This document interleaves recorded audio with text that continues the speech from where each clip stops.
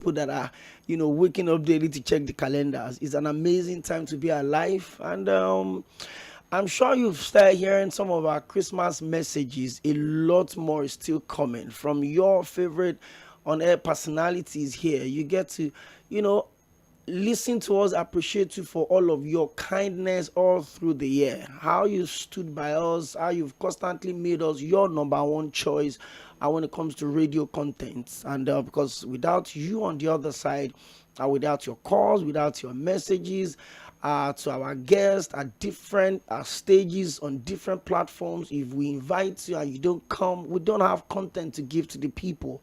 So I will value everything you've done for us, with us, around us all through the year, and we say thank you. It's the second day of the 12th month of year 2024. 02/12/2024. You put that together, 12 times 2 will give you 24. It's always a significant day, and it's good to be alive. My name is Jᴏɪᴜ Oᴘᴇɪ. In case you're joining us for the first time, we get to do this program every Monday to Friday from 4 to 5:30 p.m. 90 straight minutes of conversation around the situation, whatever situation that we're dealing with in this country, even outside of the country. I remember I got a text, a very lengthy text, on the week of the U.S.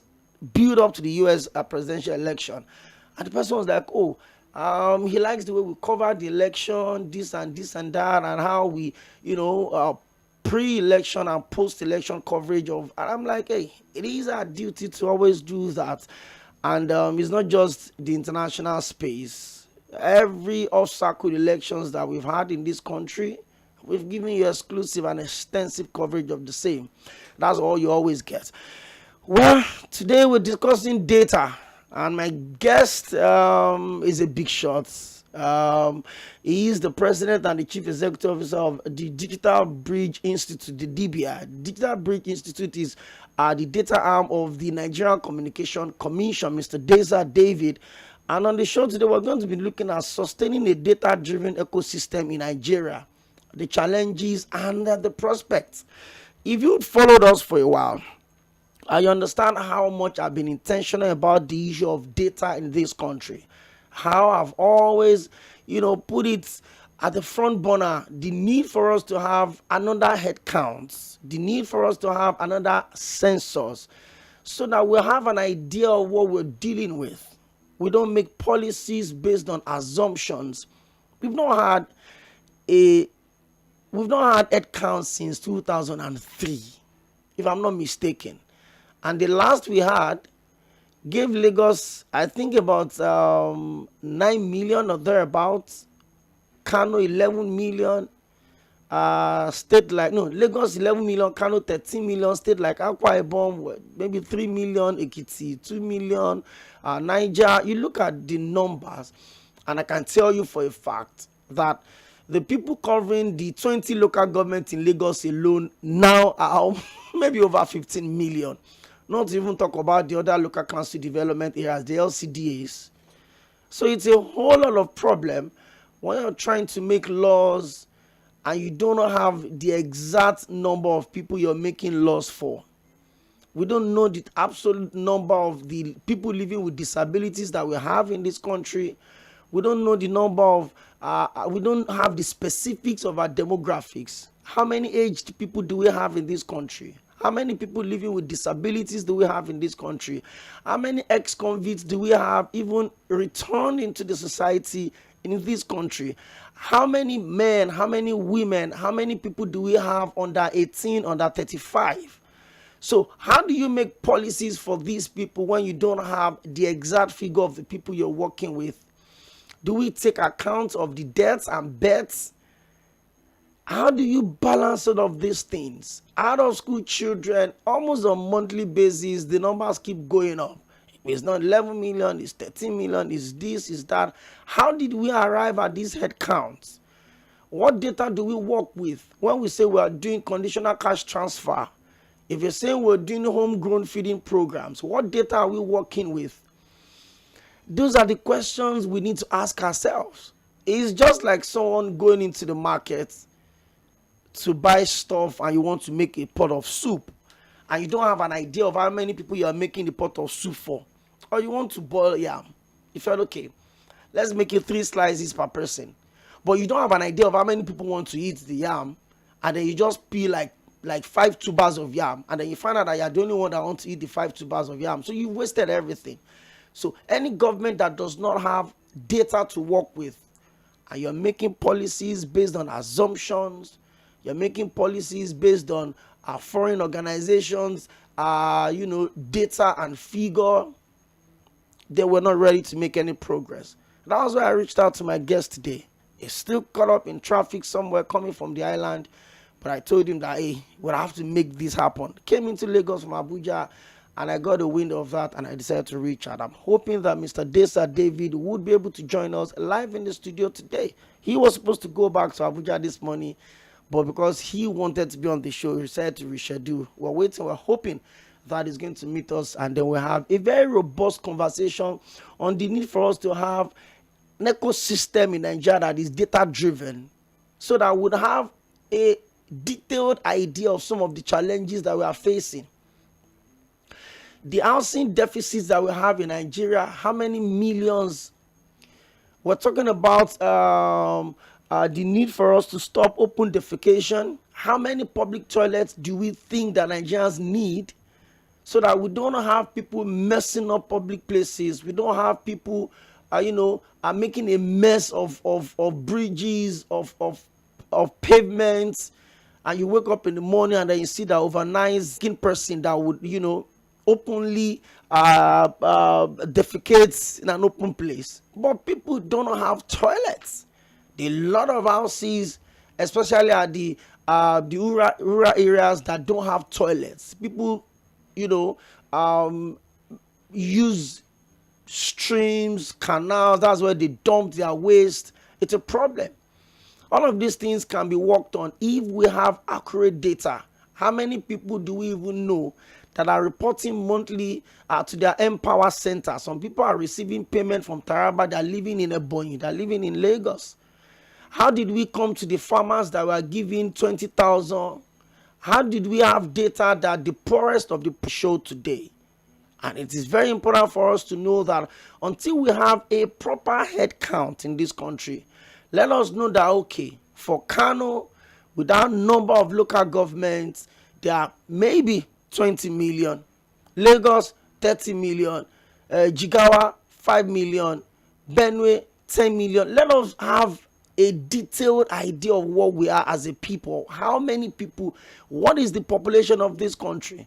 So I'm working as a journalist, and I'm trying to put up data, and I said Nigeria is approximately 230 million people. How do you approximate? We're not talking of objects, we're talking of human beings, people that have bank accounts, people that have registered SIM cards, people that have voters cards, people that have national ID cards, people that have driver's licenses, people that have resident permits, people that have international passports. We have a lot of ways where we can sort our data and at least give us some decent percentage, then we can know where we'll go from there. Somebody made a joke a long time ago that if you want to get the accurate data of Nigerians, go to the bank. People don't joke with their monies. So that's when you get their personal phone number. That is where you get their personal details. That is where you get their, everything that drives them as a people. So at the end of the day, it becomes an issue of how do we do it? It becomes an issue of where do we do it? It becomes an issue of, okay, we have 50 million people that we are working with, then we can get some of these things done. So I decided to have that conversation today. It's the start of the week, the first edition of the show for the week. And so I'm sure by the time we're done today, we'll have an idea of why we need to sustain a robust database ecosystem in Nigeria so that we don't make policies based on assumptions. My guest is here, and I'm glad Mr. Desa David is live in the studio of Mainland 98.3 FM. And I'm sure maybe this is the first radio station interview he's doing in Lagos since he got appointed by President Bola Ahmed Tinubu sometime around August last year, if I'm not mistaken. So he is the custodian of data in Nigeria, and then he's going to give us some of the reasons why we need to maintain a lively data space. And like I was saying before I walked into the studio, there are a lot of places where we can put all of these data together so that we'll see the need for us to be specific when we're making our policies.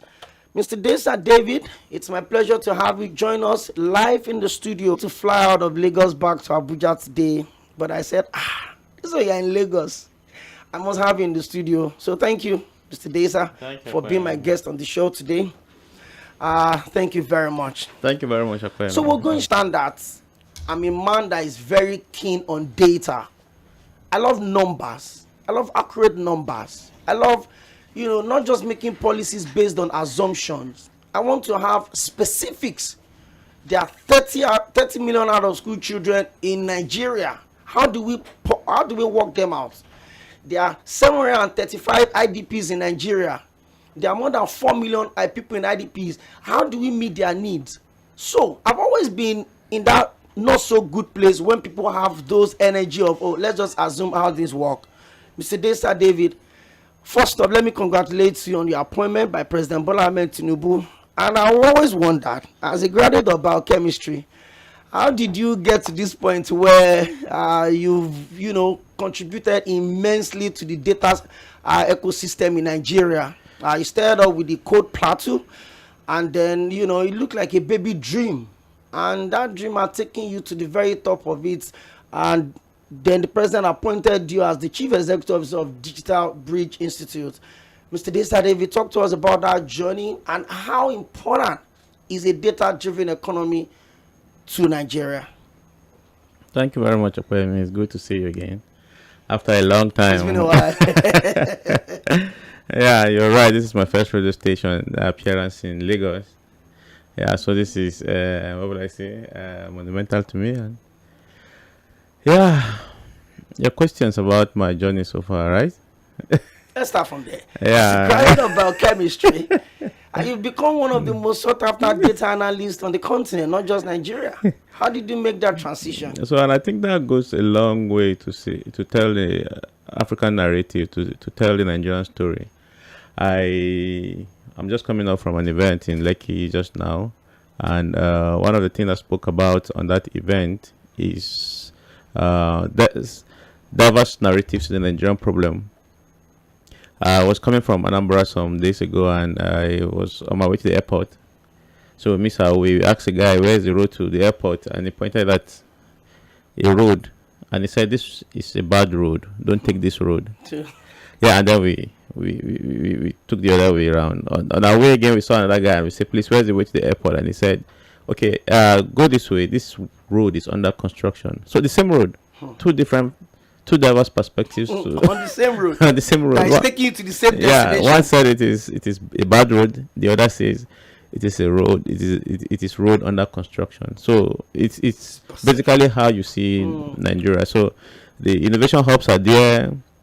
A lot of initiatives are there to help us discover ourselves. And I would say I was lucky while in the University of Jos. I had access to internet early enough. And that shaped my life, and that gave me different perspectives to how I should live my life. So biochemistry just became something I went to study to learn about the human biology. But then, career-wise, I took the route of competing. Now, when there are opportunities, when young people are exposed to diverse opportunities, young people are given the leverage, to choose their own career. It becomes very difficult when just one way is given to a lot of young people. But when there are a lot of opportunities, different ways, you and I will agree that it's easier for one to just say, okay, I want this way, I don't want this, I want that other way.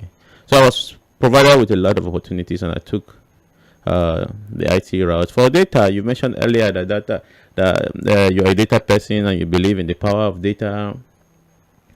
And then you also mentioned something about policy. Yeah, so we use data, basically, policies that are informed by sentiments and our own subjective reasonings, are meant to fail. When there's sufficient data, it guides policies, it guides how we perceive even policy implementation. Right. So if you're looking at it from that perspective, fine. For one, I will tell you, from 1999 to today, you have about 35,000 kilometer fiber optics network across Nigeria. What does that tell you? It means you have for how many almost 200 million people on 35,000 km of fiber optics across the country. I mean, it takes a lot to tell you that we are internet savvy. We have a lot of communities that are under reach. Now, when you use that data to build policies, it means you are able to look at what exactly drives our economy. Now we have conversation about digital exclusion. Oh, how many people are banked? How many people are not banked? You know, the financial inclusion bracket within the country, and then you have somewhat community data that tells you that there's just 35 kilometers of fiber optics connection in Nigeria, or penetration rate in Nigeria. And then right now, that data is informing the current push by the current Minister of Digital Economy, Dr. Bosun Tijani, who has secured funding to the tune of $2 billion to lay 90,000 kilometers of fiber optics in Nigeria. And I mean, this is remarkable. This is going to be historical.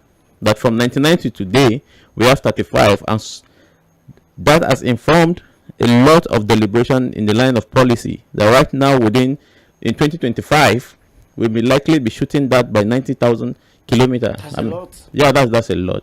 Now, what does that tell you? It means a lot of people will be banked. It means a lot of people will have access to internet. It means innovation will go round, you know, things will just pick up now. So data is essential for how we perceive and formulate the policy in Nigeria. Yeah, so how we pick us up there? It's a lot, because you made mention of something that I talked about as well. You said almost 200 million people. And for the kind of population that we have, how explosive the population is getting almost on daily basis. We run the largest black democracy in the entire world. We're supposed to be a model for development, especially within the continent and the sub-Saharan Africa. But you said something that has always been a concern for me. Almost. Is that affecting our development spread? The fact that we don't have accurate data package in Nigeria, Mr. Deza. Yeah, I mean, it means when you have population growing astronomically, it means you have to look at you need to look at food security. It means you have a lot of challenge in your hand. I mean, you need to take off a lot of young people out of unemployment, and basically that's what we stand for. Basically, that's what I stand for. You mentioned Code Plateau earlier, which is giving young people the opportunity to discover themselves and get themselves placed in jobs. Right.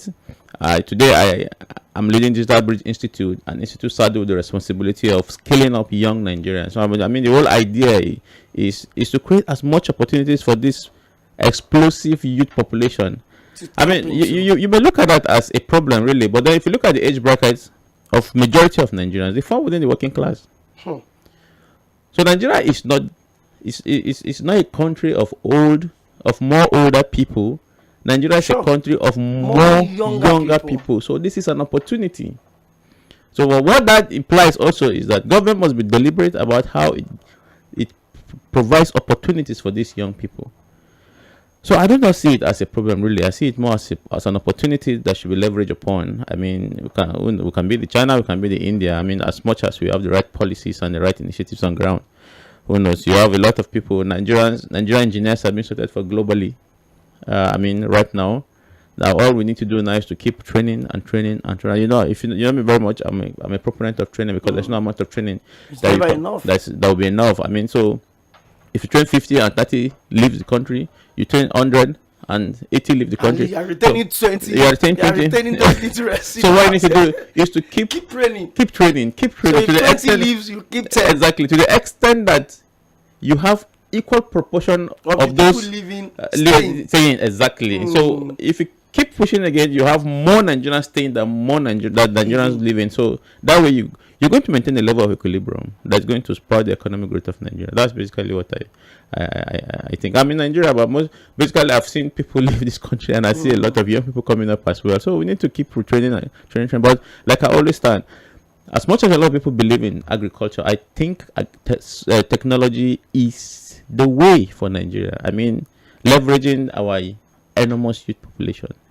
If I can train 20,000 software engineers in Nigeria, it will turn around a lot of things. So imagine you have 50,000 software engineers who have access to work remotely for companies abroad. It means that being able to bring revenue into the country. I mean, then imagine 1 million. That's a lot. So that's a lot. So we should keep training, and that's what Digital Bridge stands for. That is what the current government is trying to do.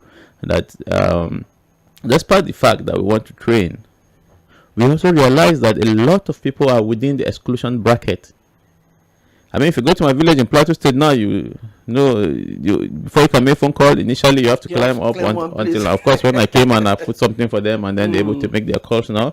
But internet is still absent there. I mean, they are excluded. So whatever opportunities you want to talk, whatever opportunities you want to give to young people, the young people, they are out of it. So, but with 90,000 kilometer fiber optics coming to Nigeria next year, is going to be the game changer. It means we're going to have a lot of young people connected, a lot of opportunities for farmers in the rural communities, a lot of opportunities for young people who want to work remotely, and then we can begin the conversation from there and look at the next challenge. Let's talk about the potential of Nigeria's silicon space. Mr. Deza, I will tell you for a fact that Nigeria boys, let me use that word, are doing some amazing stuff. You go to Yaba there and you see what boys are doing, even in their less busy space, creating solution platforms, payment platform, purchase platform, food delivery platforms. It's just getting more and more. President Bola Ahmed Tinubu is talking about a $1 trillion economy. What role do you play in that? Yeah, well, I've just told you now, if I can train, if we can give 1 million people tech skills, and with the fiber optics connection across Nigeria, it means I'm able to, and imagine 1 million people getting $500 monthly into the Nigeria economy. You know what that means? That's something. So imagine 2 million, imagine 3 million. We are talking about a population of 200 million. So imagine we take 5% of that population, and then we give them some money. And then they're attracting this money from overseas down into Nigeria. You know how that can be?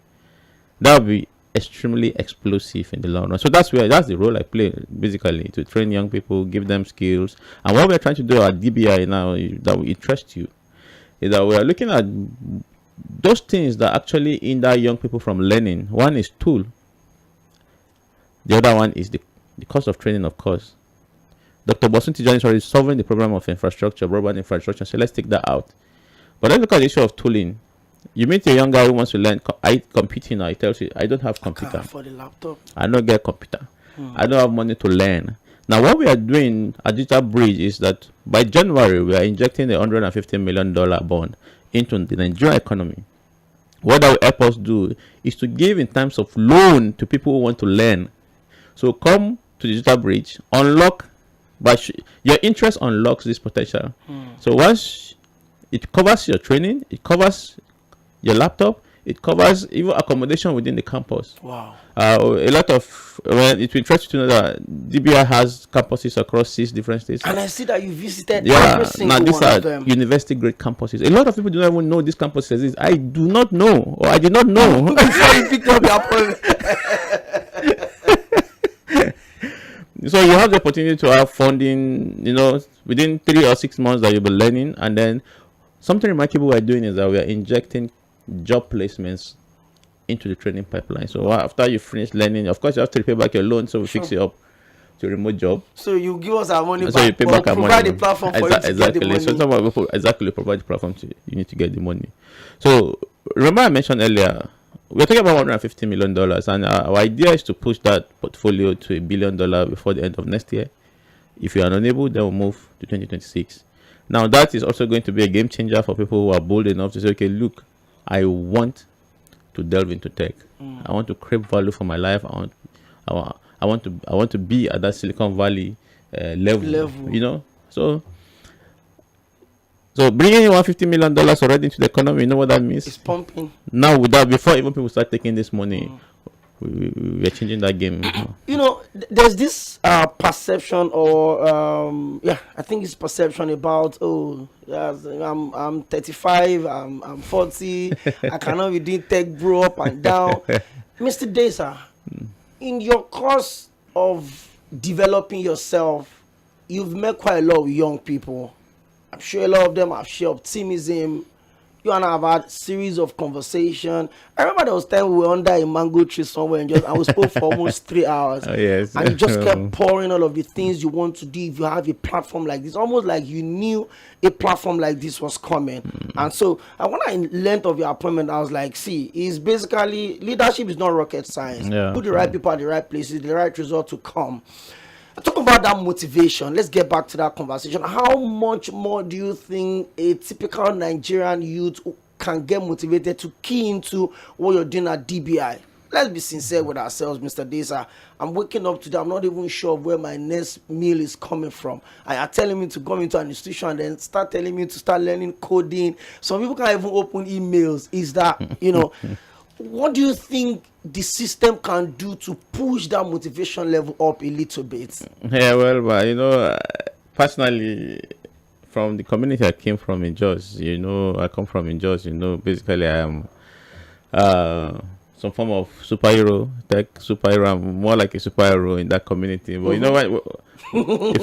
If you land me in Yaba, there are a lot of people doing the same thing I do. So basically, it will not be seen as something else. So a lot of superheroes or models need to be built across this country. And then I was having this conversation with someone that we will need at some point to begin to rank tech skills in Nigeria. It's a form of gamifying tech skills, because I know Nigerians love game a lot. So if I say, okay, you are the top software engineer in Nigeria, I can bet you the person who is second wants to beat you. The person who is third wants to beat you. So imagine somebody at position 1000 wants to get up.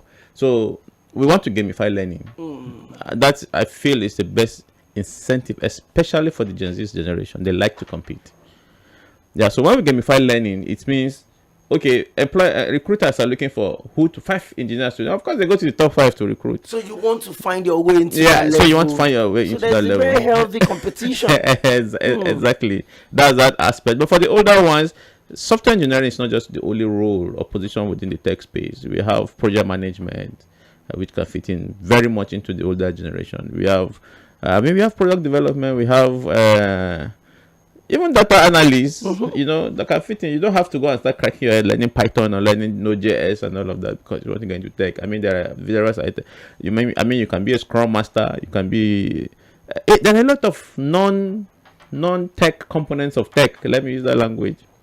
So it's an open space for everyone to come in. There are job opportunities for people who are product managers. There are opportunities for those who are Scrum Masters and even architects, software architects, which actually at the top level anyway. But then the space is open for everyone, depending on which aspect fits into your role. And basically, that's why we're coming up with an idea using AI to help you, to really help you as career advisor. So imagine you going online and then talking to a bot who advises you on which aspect of tech. It makes it easier. Yeah, exactly. So because I know the first question that gets in most times is, please, what should I learn? Which area of tech do you think I should go into? So at a scale, we want to do 5 million, we want to do 10 million trainings. The 5 million can go online at the same time to get this career advisory. So we are solving the problem of infrastructure. Now you don't have to come to DBI. You don't have to walk to any office. I mean, in your room, you can get that done. So we can get that done at the same time. The second phase is personalization. How AI can be used to personalize learning. So imagine you interacting with an AI agent and it knows you, okay, this is how Okoyemi understands this thing. And it develops content for you based on how you understand. Simplified. Yeah, it's simplified to your own understanding. So the same content for you might be different content for another person on the same topic. So when you pass through that stage, we have solved 50% of tech entry requirements. I don't know if you get the point. I'm with you. So, but the overall is, because there's always been a challenge. I have 6 campuses all over this country. And if I want to do 1 million, please tell me how many can 1 million fit into 6 campuses? No. Imagine I want to get all the innovation hubs in Nigeria to even get into it. I can't still get 1 million. Can't. So the problem of scale is a problem we've been trying to battle for a long time. Because people are leaving the country. People are. So you have to build astronomically so that you don't feel the absence of those leaving. And the only way out is the use of AI to scale up technology training in Nigeria. It's an area we're also looking at as well. So a whole lot of initiatives will be bundling in 2025. I'm really happy I have you on the show. It's more like, just pushing it out there so that people would first off know that the DBI as an institute have campuses, like university modeled campuses. I've seen your visits to Enugu, to Kano. I've seen some of the things you're doing, but I know you're a positive minded person. But of course, you've had quite a lot of challenges since you assumed office. What have been the biggest challenge you've had to face since you became the chief executive officer at the Digital Bridge Institute? What have been the most concerning challenge for you? Or perhaps the one you did not even think existed until you took this responsibility? Yeah, so I already told you when I got in, I thought DBI just a building in Abuja. And probably I just go in I just got in and I just saw a lot of campuses. Like, so what you guys have been doing? What are you guys been doing here?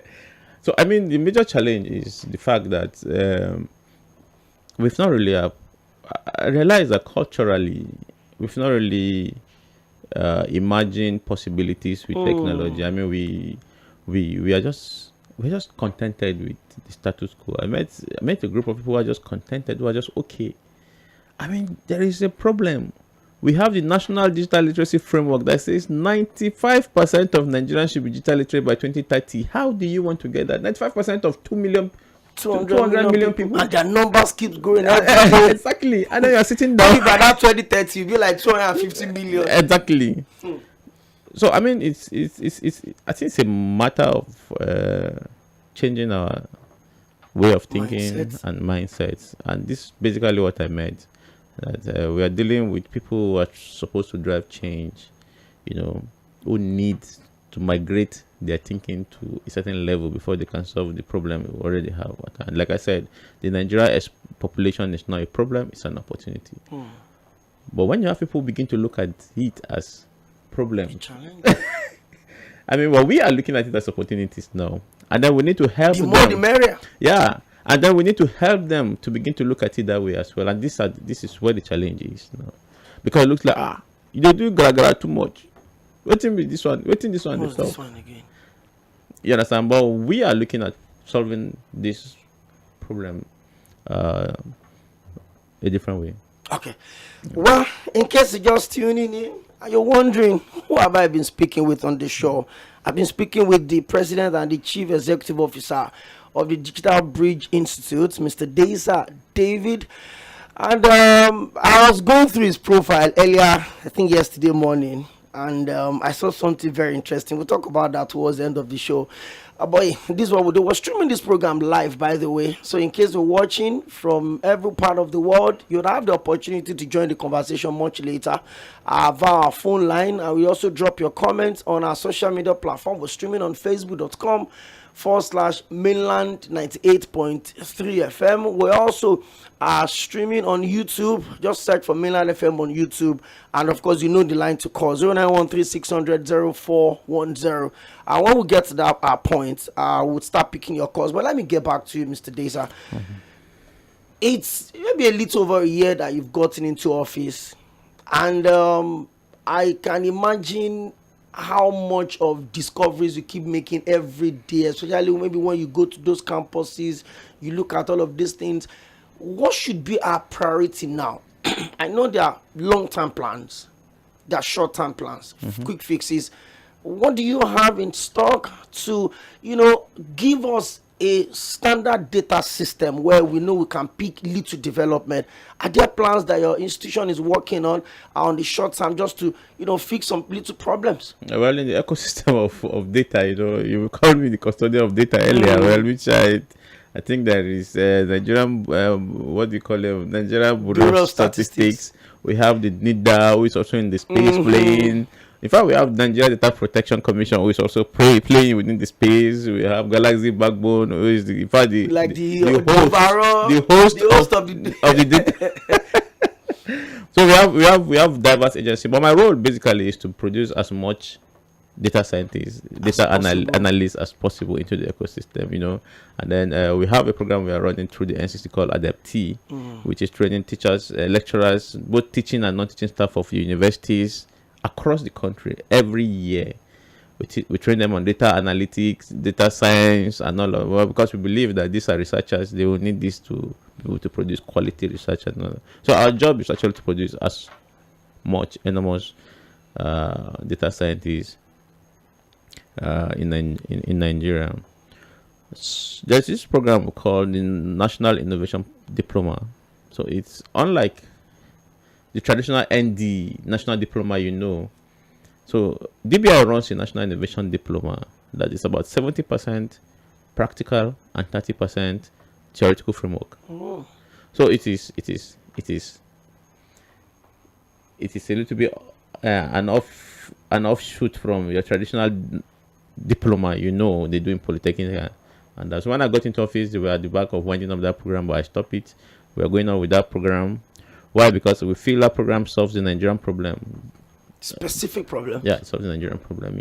I mean, if I can have you on my campus for 2 years, I know you're leaving that campus as a world-class developer, whatever aspect of it. I'm very. I can give you that. I can give you a money back guarantee for that. Wow. That if you come in, you're going to live as a world-class. Well equipped. Yeah. So, what problem did you achieve with that program? What was the problem they saw, and they that made them to want to close down the program?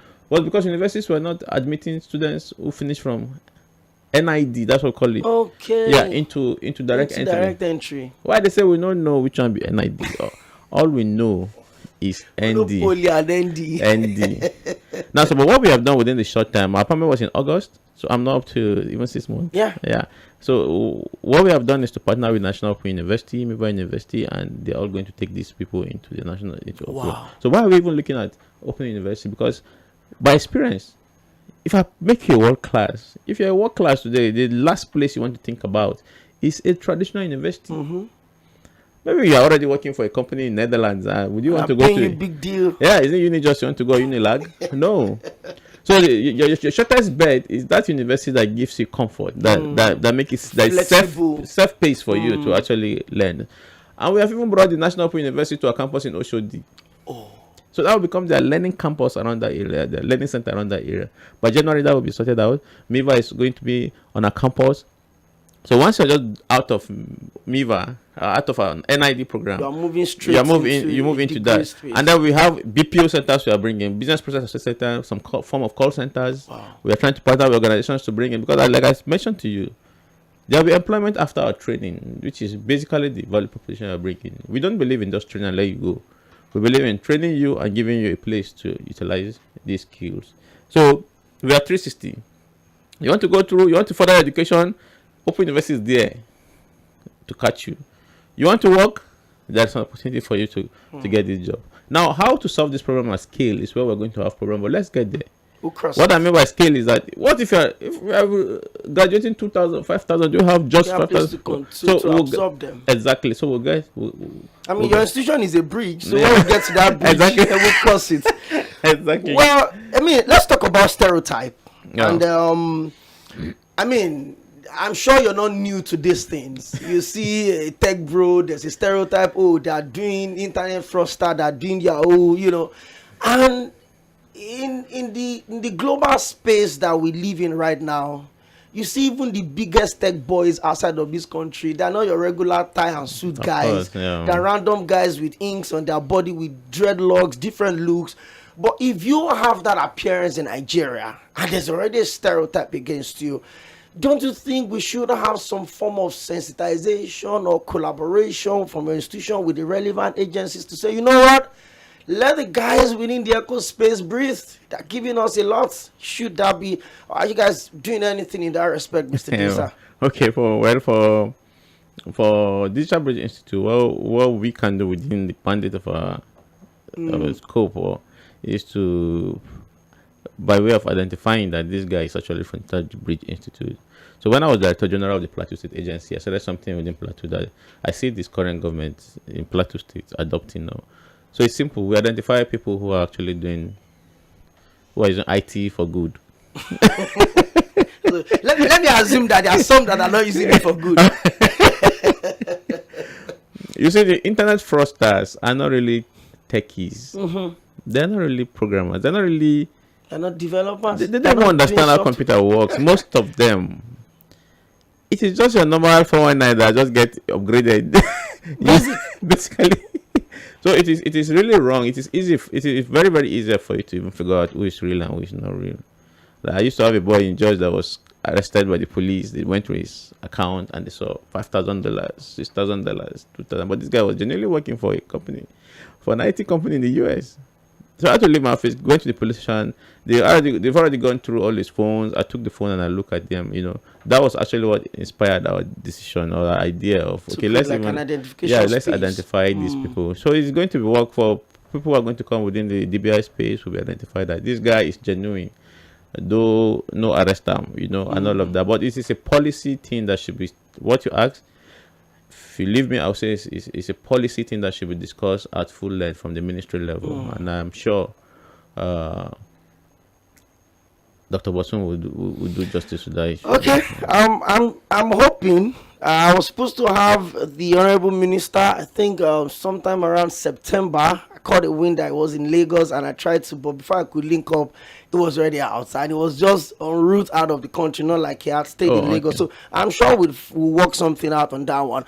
We've talked about some of these challenges, Mr. Desa. Talk to us about the prospect of a properly structured data system. I know you've talked about having internet, creativity space and all of that, but Mr. Desa, the population of the people, I don't like using the word illiterate now, but let me try and be as civil as I can be. But we have a lot of people that are not literate enough to know how to open an email address. I mean, these are some of the challenges, but talk to us about the prospects. And I'm going to allow you sink your teeth into the reforms bill, the tax reform bill, the fact that it's also going to have technology into it, and that's a big problem. Well, but talk to us about the prospect. What do we stand to gain as a nation if we move from the departure of what you said you met on ground to the potentials that we have? So let me just see. I scribbled some things down. Economic growth is one of them. That you express in industry transformation, SME empowerment also. Then we have improved governance. We spoke about policy, how data-driven policies are more effective than policies that are not data-driven. So it's going to bring about improved governance. And by that doing, it means we have been transparent about formulation of policy. Youth workforce, talent development in Nigeria. Nigeria's population offers an opportunity to train a new generation of data professionals. So, of course, you're going to have a lot of data agnostic tech startups in Nigeria. With data, it means you are going to have global partnerships, because when you are discussing Nigeria's problem based on data, you are attracting the right people to come with any form of intervention or investment. Because people will see it naked. It's going to be naked there for everybody to see, So that will inspire international collaborations and foreign investment into Nigeria. And of course, it means there will be regulatory evolution. It's going to strengthen data policy and bring about public-private partnership. So it is essential, first of all, to have a good number, a critical mass of people who are using IT for good, who are employable. Because once you have IT skill, of course, you are employable naturally. Because our idea of being digital literate it's not just about knowing how to on and off computer. It also means getting to have an idea about digital rights, the choice of technology, what do you call it? Digital emotional intelligence. India thought they were very, very IT literate at some point. During the COVID-19, a lot of their children were abused online. India went back and sat down and said, oh, wow, wait a minute. So we've been overrating ourselves, right? Exactly. And so before you call yourself digital literate, the question they ask you, are you emotionally intelligent? Do you know your digital rights, the available digital rights? What about data protection? What about the right choice of technology? Emotional. These are basic soft skills that you need to know alongside your ability to on and off computer for you to be certified digital literate. So once you have all these soft skills, it means you're even able to work as an accountant. You're able to work for an accounting firm in the US. Even without traveling? Even without traveling. So I'll explain those concepts for you. The business process outsourcing components allows you to work in this country. All you're just exporting is your skills and talent. While we have the physical export, the NATEP, which is National Talent Export Promotion, under the Ministry of Commerce and Industry now. What they're trying to look at, they call it the 2+1. If you're exporting, if you're japa, let me use that language, to work for a company abroad, what does Nigeria get to benefit from your japa? So you can't just choose to. Yeah, so with the current thing going on now, it means if you are going, the government will speak to the company. Oh, you are taking away from us. You are going to do us two. That's called the 1+2. They're going to do us two things. One, you're going to create a BPO job for one Nigerian. For the one you are taking. Yeah, as you're taking, that one is going through physical export. There will be someone working remotely online here. And then you must provide money to train another one. Okay. So we don't want to miss the guy you are taking. No, so you can have him. You can have him, but you know what you are dropping here. Exactly. You employ one and still provide space to train another one. Exactly. So that's the 1+2. So this is a beautiful innovation. Yeah. So these are the regulatory components of what we have been talking about. There will be regulations around JAPA within the technology sector, and then there will also be spoke about financing. You have access to financial opportunity. You have a job afterward, and then everybody is connected using simple. So, but I really love to have this conversation again in 2025, ending this time around, so that we can sit down and overview of how far exactly and look at how far we've gone. God's sparing our lives. Yeah, you're still going to be my friend then, so I can always reach you. But let's talk about institutions, because DBI don't run in isolation. Yeah. It's a government agency, and of course you have other institutions to also work to make you work. Yeah. First of it has to be the power issue. People tell you that, oh, petrol is expensive. If I'm doing my silicon space, if I'm operating this one, I have to buy petrol, I have to do that. How important is it for us to have institutions that would help each other, to grow and work out some of the beautiful policies that you have already? Well, so, this issue of power, right? It's a big issue. It's a big issue, and I am sure, I'm confident that nobody is sleeping over it. But, government cannot do this in all by itself. The reason some of us, all we needed at that time was to just have a laptop, and we just locate any innovation space and key in. And just plug a laptop and work. So if you go to Yaba, a lot of innovation hubs in Yaba where you can just go and put down your system. And I see the Lagos State government doing something like vouchering. They pay vouchers for people who are really builders or developers. Okay, take this voucher, go to this hub and use their facility for free. Now, these are subnational perspective to solving the problem, or initiatives of solving this problem. At DBI, basically, is open. We're going to be launching the innovation hub component of it, where people can just go there and use the power and internet available there to do their stuff. While all this is happening, I'm sure the government is not sleeping on the issue of power. Okay, thank you so much, Mr. Deza. The phone lines have been buzzing, so I'm trying to understand, that a lot of people have some clarifications, especially that 2-in-1 or 2-1-1 that you talked about. I mean, a lot of people have felt like, oh, I learned these things, I want to relocate to the UK. What has Nigeria got to do with this? Or, young man, listen, that company that is employing you would have to drop something for us in this country. And believe me, these are the basic ways that we can, in ones, in twos, also bring in some things into this country.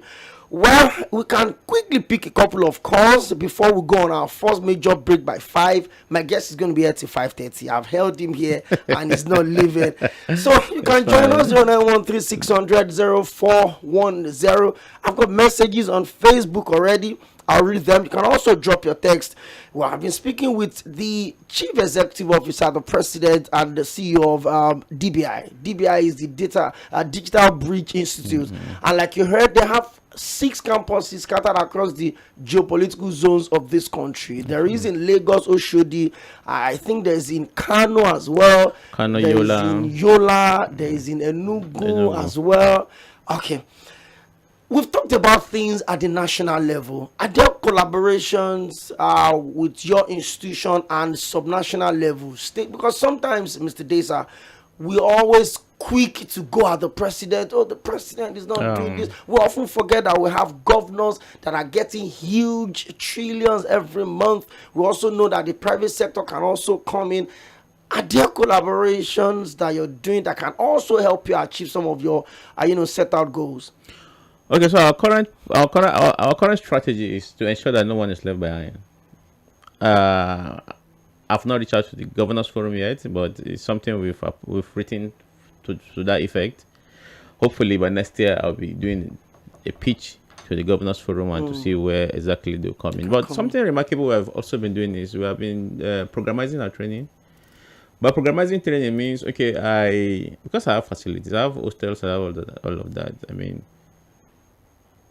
we are programming along areas for subnational. I don't know how to frame this, but okay, we have something we've currently built for the internally displaced persons. Yeah, so you have a lot of, because I'm from the north, so I know we have a lot of IDPs distributed across the northern region. So with programmized training, how do we decongest the IDP? By bringing some of the young ones, the teachable ones, into our campuses to spend some time, learn some skills, place them in jobs, and then see how that can transform or that can reduce the IDP camps. So that and a lot of initiatives are things we are building for the state government. Now, but the truth is that at subnational level, what you apply to Plateau will be different from what you bring into Lagos. Yeah, so every state has its own uniqueness and its own challenges. So hopefully by next year we'll be bringing in a lot of them. We've already also talking to development partners, on issues that border around their mandate, and that. So we have been going around, and hopefully next year we'll have a lot of state government involvement into it. Just 2 years ago, the Kano state government funded the training of about 300 Kano indigenes in our national innovation diploma. So such kind of partnerships are things we'll have with a lot of states in Nigeria in the coming year.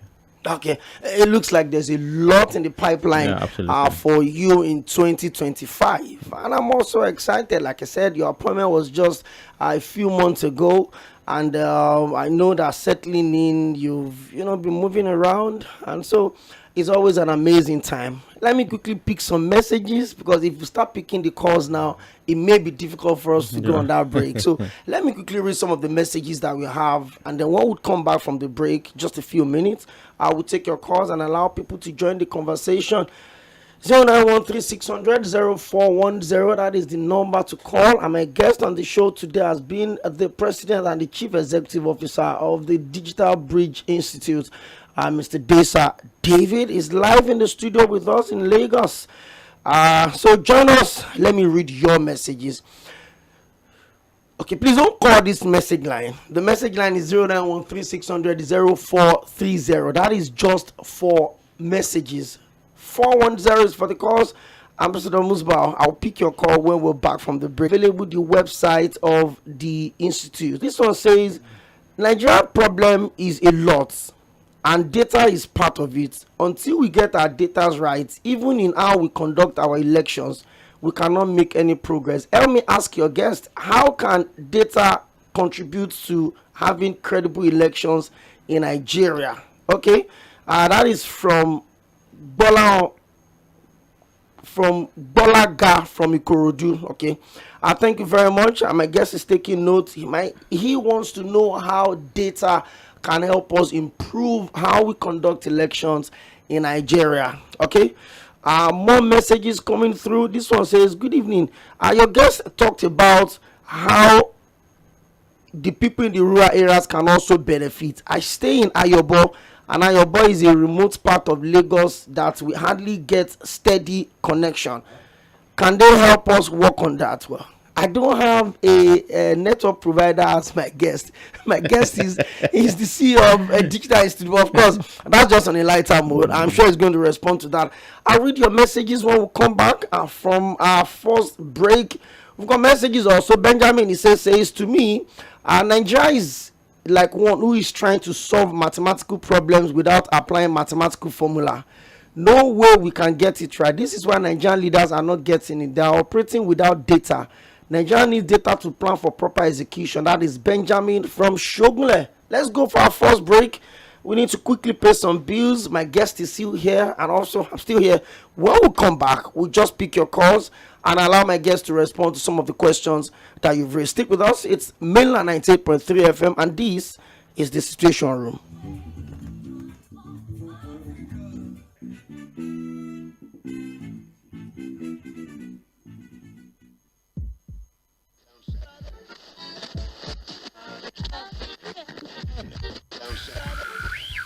You're listening to Mainland 98.3 FM. The sound of Lagos.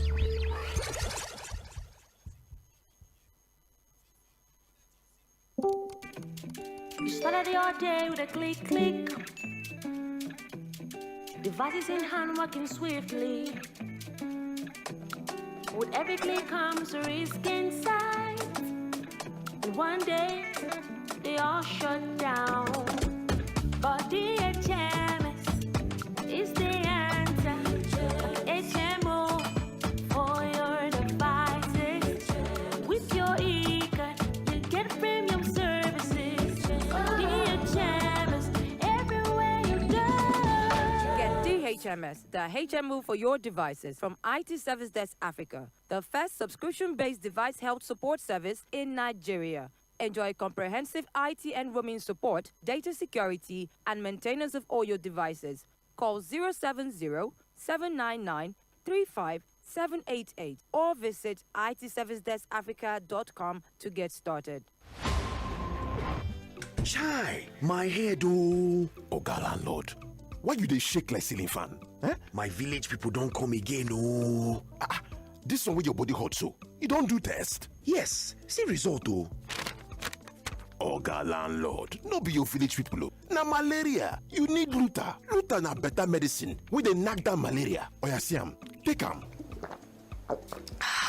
Thank you Oga Luta. I don't dey kampe. Luta, brand of Artemata and Lumefantrine, is another quality product from Hovid, marketed by Pharmatex Nigeria Limited. If symptoms persist after 3 days, see your doctor. Everybody say thanks, Luther. Malaria's in big trouble. Hey there! Yes, you! You just won 5,000 Naira cash! And you, sitting by the side, there's 1 month Showmax subscription to watch the Premier League waiting for you! You behind! Of course! You're not left out! How does 1,000 Naira airtime and 2,000 Naira Uber discount sound? All this could come true when you buy the No Unwrap and Win pack of these instant prizes. Promo valid from July till December. Terms and conditions apply. Get extra value on the No Unwrap and Win pack. No, eat for good.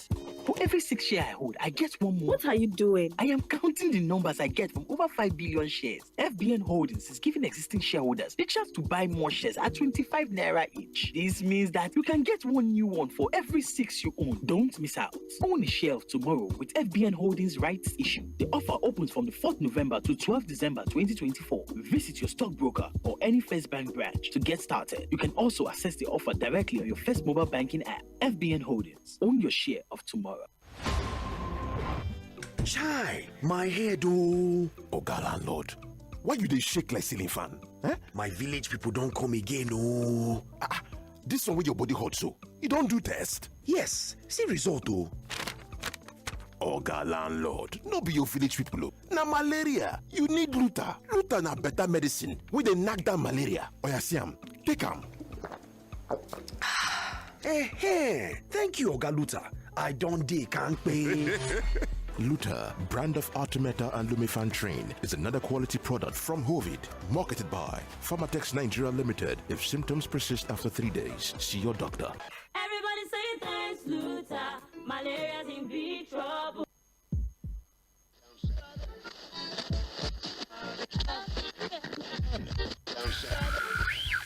You're listening to Mainland 98.3 FM. The sound of Lagos.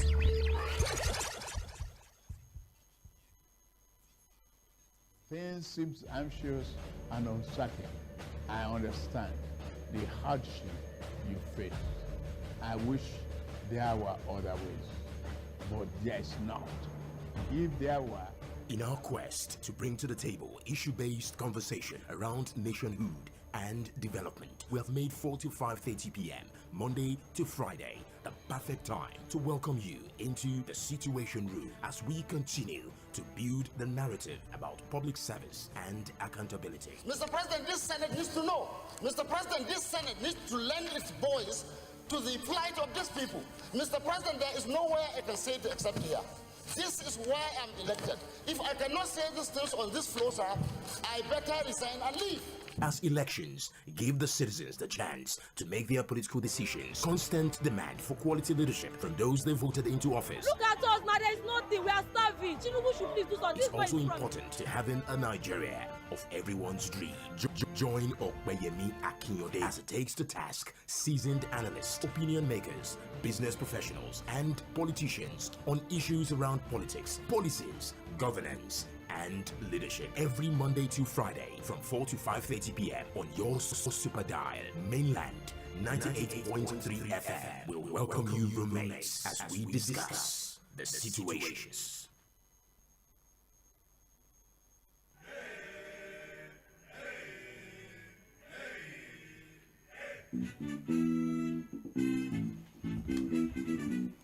Thank you very much and welcome back. Thank you again for staying with us. We're on the home stretch now, and don't forget that by 5:30, this weekend, the English Premier League and the Nigerian Premier Football League as well. Ikorodu City, they are flying on Rome. And before we went on that break, I had a lengthy conversation that got me, putting a lot. It's basically about data.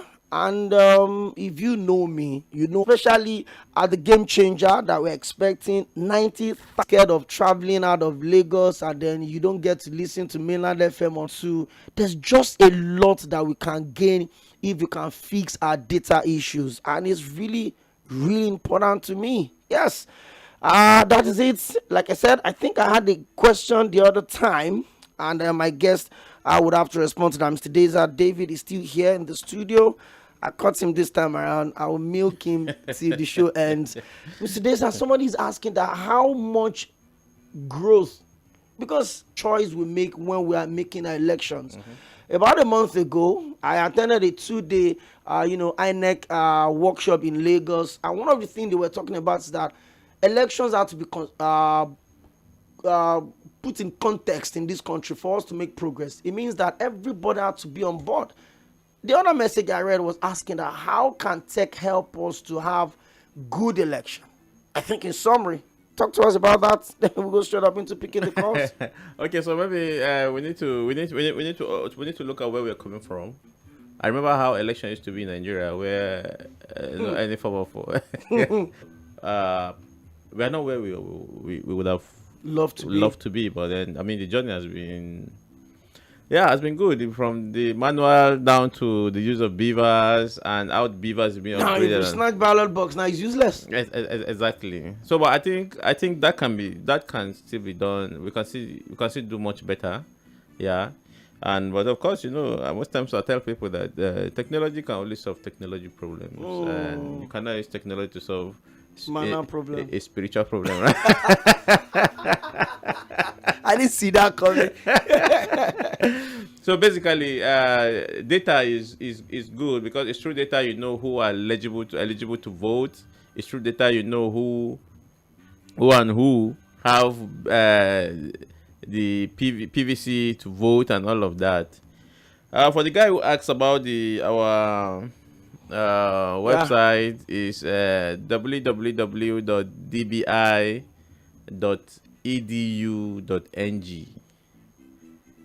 DBI. There's no Oga at the top yet. I know Oga at the top. There's no Oga at the top. I am the Oga at the top. So you know it. Okay, now we can get straight up into it. I will still read your messages, and then I'll also pick your calls. 0913600 0410. Hello, good evening. Welcome to Mainland FM. You're welcome. Long time. It's been a while. I forgive you. I forgive you. You know the reason why I forgive you? Talk to me. It is Ambassador Musa. I know. Yeah. Good evening, our guest. Good evening, sir. Yeah. So I've been listening to you. You spoke well. But to me, there's one thing that baffles me. You know, you are the other side. We are here because you are not. I'm not sure you are part of us now because you are the top there. What can we do? It seems you don't know my guest. What can we do that you people will be part of us? You know what we are feeling. You know the kind of what we are going through, especially at the market, home, everywhere. So you can relate this whenever you have opportunity to speak when you are the upstairs. You know, tell them our feelings. Okay, no, forget about the job now. But you should be our representative again. That most of you there, you don't represent us well. You don't tell what we are going through here. You know, that's my take. Thank you. I commend your job. But at the same time, that are people, you people there represent us. Tell the president, tell the people that what we are going through is too hard. And now, thank you, my brother. Thank you very much. Thank you very much, Ambassador Musba. 0913-600-0410. I still have my guest here. Okay. In case you're trying the lines and they are not connecting, you can drop your messages as well. I'll read them. Hello, good evening. Good evening, Mr. Ope. God bless you, sir. Thank you very much. Your name and where you calling from? And your guest. My name is Francis Nduka, calling from Bagada. Please, I would like to ask a question. Please there was go a on. question you raised before, telling your guests about what about those illiterate? How do they put them on the same scale? That I'm interested to know about this. Because I know in US there are some that they even left school to do something that the world are seeing today and making use marvelously, like that one of Facebook and so on. What do they have for them? Where are they going to place those people who are interested but are not in school? That's what I want to know. And God bless him. Whatever that he's doing, remembering those ones who are downstairs. God should lift him high. Thank you. Thank you very much, Mr. Francis. Let's just pick a couple of the calls. Then my guests would respond to them. We're noting the questions. 0913-600-0410. Mr. Joshua, you're live on radio. Hello. Hi. Good evening. Can you hear me? Yeah, very clearly. You're welcome. Yeah, this is Tğğᴇ Joshua.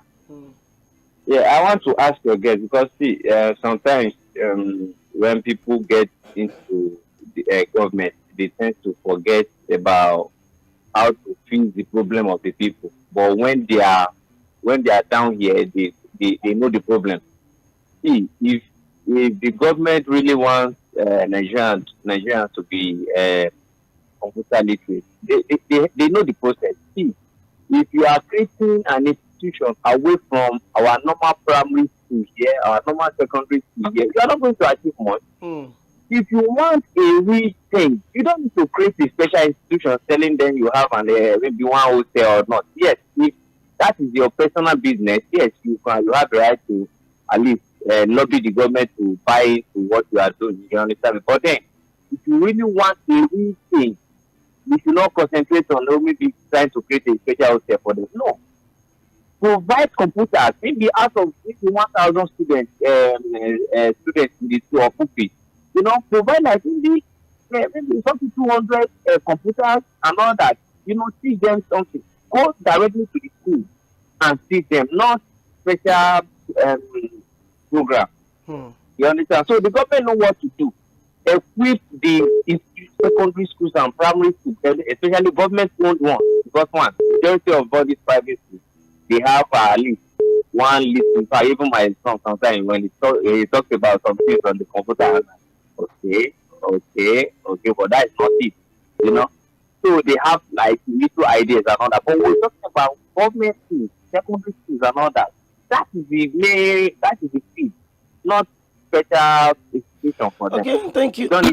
Thank you very much. 0913-600-0410. Hello, good evening. Welcome to Milad FM. Yeah, Mr. Ope, good evening. You're welcome. Yeah, Alabalapa is my name. Good to have you join us. Thank you so much. Mr. Ope, I think I want to do the line of the last caller. Yoruba will say, I don't know. My guest understands. He understands. You understand that? Yeah. So until we do the needful, go to public primary schools. How many schools have well-organized computer center? Are you getting my point? I'm with you. Go to the secondary school. How many secondary school has well-organized computer centers? That is why I came up with that program. You understand? Until we do the needful. You understand me? Do you know all these computer centers, these private computer centers? Do you know how much of money they are making every year? So government should do the needful. Every local government, in fact, every ward. I think we have 1something thousand wards in Nigeria. Every ward in this country should have at least a well-physically organized computer center. Whether from maybe primary 3 or primary 5, primary 6, down to SS3. Should be even computers should be compulsory course like mathematics and English. You still will go far. Good evening. Thank you very much, Mr. Alaba. That's a very instructive contribution. Let me pick more calls and allow my guests to respond as we gradually wind up on the show. Okay, messages here on WhatsApp 0913600410. Good evening, Okwe. Your guest has spoken really well, and that's why that is why I always talk about having young people handle some of our responsibilities. It is clear that it's a part of the ecosystem. That is why he's speaking knowledgeably. However, Nigerians need to embrace the new drive in data so that when we make our policies, it becomes data driven, just like your guest have said. God bless Nigeria and God bless you too. That is Shola from Egbeda. Let me go on Facebook. We've got messages on Facebook as well. Our friends from Jos are watching. Kolawole Kazim says, Kolawole from Ijora, good afternoon. I just want to remind our people, this country belongs to all of us, and what we do individually will affect the development of the country. If we make effort to destroy it, a lot of us will suffer from it, and to make the efforts will not benefit all of us. The greatest gift God has given us is for you to contest in one of the elections yourself. Hello, good evening. Back to the phone lines. Good to have you join us on the show. Good evening. Good evening. You're welcome. My name is Mr. Sani. I'm calling from Digital Bridge Institute, Lagos campus. Okay, Mr. Sani from DBI. Oh, you want? Yeah. No, this is Bridge of Protocol. Go on, Mr. Sani. Yeah, I call to congratulate my boss, my Oga, Mr. Datsen. Sir, we are proud of you. Thank you very much, sir.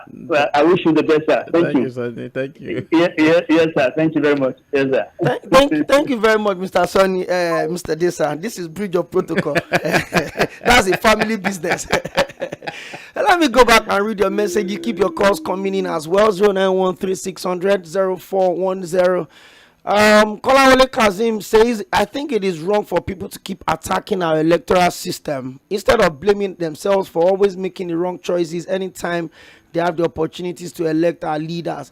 Our electoral system is one of the best in the world. It is credible and transparent. That is why an opposition can take the information from the system to court and present it as evidence, and more times they win. The only reform we should embark on now is the reform of the minds of the voters who think they will vote for you when you pay them, and those of them that collect bribe before the vote. Many of them often vote based on tribalism and religion. If the people must take back their freedom from the politicians, they must be ready to pay financially and physically. Okay. Back to the phone lines. We're shuttling both. Hello, good evening. Yes, good evening, my people. You're welcome. Yeah. God bless you. You are trying very well. Thank you. This is Okemoke. Calling you from Abulado. I keep on advocating of unity and love, peace among all the tribes in Nigeria. I'm from Cross River, but I'm still in Lagos. I hate where they will cause us, or the politicians will cause us to divide ourselves. And whenever they talk about say election or democracy, come Nigeria, there's nothing like election in Nigeria. Our vote are not counting. Anybody they like, that is the person that they will put. Money will speak for them, like Tinubu here. It is money that take him there. If not, 95% of people will not allow Tinubu to okay. Let me correct that impression, and I've said this over and over again. The electoral calendar gives us the opportunity to make changes. So in case some of us still have grosses as a fallout of the last election, we need to work on that. The authenticity of that election was challenged in courts, taken to the highest court, which is the Supreme Court, and then upheld that decision. We've talked about this over and over again. We're 2027. If you're not comfortable with whatever the president is done or is doing, we'll go to the polls and we demand for credible elections, beginning from our reforms. So let us move away from whether President Tinubu won the election or he didn't win an election. Nothing can change. Exactly. The result was challenged and the court upheld. So let us, make some considerable level of progress in that. Mr. Desa, let me allow you to respond to some of the issues. The first is, one of my caller asked that how do you reach the low-skilled people that are interested in the digital space that you've talked about? And secondly, somebody also asked that how do we have our data space protected? I mean, especially from probably external hackers or intruders. So maybe you want to respond to those two real quick. We're pressed for time. Oh, okay. So let me, before I respond to that, there was this lady that asked about, I think that asked about how access to internet can get to our own community. She mentioned the name of the village and all of Ayobo. that. Yeah, Ayobo. And I think the purpose for that question was because I mentioned the 90,000 kilometer project. Fiber spread. Yes, exactly. And basically to answer that is simple. Like we're going to have 90,000. The region that's going to be affected is going to be nationally spread. So it's going to get to her eventually, because if what we currently have is 35,000, imagine having 90,000 on top of 95,000. Adding to 35,000. Exactly. That's about around 25,000. Exactly. That's some good stretch. Exactly. So and then I picked one or two questions about concerns basically around why should we have a special institute for digital literacy instead of just getting it done at national. The national digital literacy framework is like explicit about that. Now, what that means is that in that framework, December this month is a deadline that NIDA is meant to integrate digital literacy into curriculum. I think that got approved like last week. I think around I think last week. Now So it's a new week. it's already in secondary schools and even primary school. But the point DBI is trying to solve is that getting those theoretical or let me say exposure at that level does not guarantee you any job. What Digital Bridge Institute is about is how it can upskill you, give you all the soft skills requirement, give you everything that you need to be job ready. So even if you study computer science in university, it's not a clear guarantee that you get into the space. Exactly. And then somebody who writes medicine probably can just go to DBI and get better than you do. Mr. I did biochemistry. Exactly. And you're here. Exactly. So there's a need for special institute to solve this talent gap in Nigeria, basically. Okay. About how data can be improved or can be protected. The Nigerian national data protection law is there now. Organizations you give your data to are now binded by law to not give anybody that access to this data anymore, unlike before where you just fill in a form online and they provide it for you. They send your data elsewhere. So now there is a law that actually protects your data, and the NDPC Commissioner, Dr. Vincent, is doing extremely great. He's one of the best in Africa in terms of data protection. And they are in DBI as well. The Lagos office is in DBI, Data Protection Commission. And I mean, these external laws are actually what is required basically to protect our data and all of that. And then what again, low skilled people. I mean, there are a lot of programs DBI is working on for each category of people. So we are categorizing people. Earlier on, I mentioned programming training. It means we can programize training around that area, and this is an aspect we'll be reaching out to the subnationals to help address. If you decide we want to train local market women, we'll build it up in form of training of a program and reach out to local government. The 774 local governments are now autonomous. It means they can make decisions on their own, and so we are reaching out to this number as well. Like I said, the 2025 is not far-fetched from now. It's just a few days. Today's 2nd of December. Exactly. But this time next year, we should be looking out to look at the mileage we covered regarding all I've discussed earlier on. Thank you very much, Mr. Desa David, the President and the Chief Executive Officer of the Digital Bridge Institute. The The calls are still coming in.